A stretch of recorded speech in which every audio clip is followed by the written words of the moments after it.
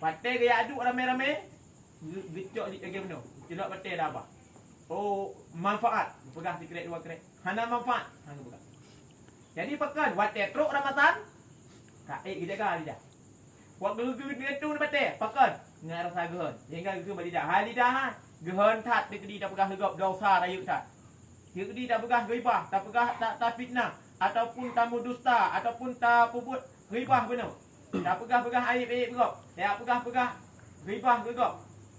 Jadi wahai lidahan, hingga huruf akhirat raya dalam bergantung di Allah Taala. Raya dalam sesungguhnya paling bahaya dalam hidupnya adalah lidah.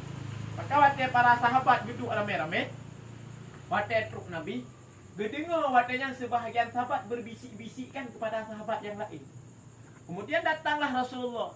Waktu truk Nabi sampai kita nak tanya, ya sahabati, lima dah tatakallam ya sahabati. Wahai sahabat lun putra yang kata tak pegang benar. Dia gemai dari Rasulullah. Gemai dari Rasulullah bak sabuh padang pasir, yang padang pasirnya nak pangkil. Yang padang pasirnya nak binatang yang kamati. Dia nak kira Rasulullah, ya sahabati, ala taqallun. Ala yataqil ta'am.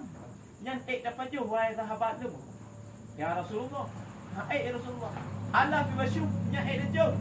Dah jom mana yang Allah? Ya Rasulullah. Dah jom, dah kalat, dah baju. Luat kata-katanya. Di mana? Munya kepangkil luat, kepangkil dah jom, kepangkil dah. Maka lidah kata berbicara terhadap aib-aib. Sesungguhnya pangkil bak lidahnya. Bayar yang nak tak pegah gegopnya. Keburukan gegopnya lebih layak daripada bayar bagi.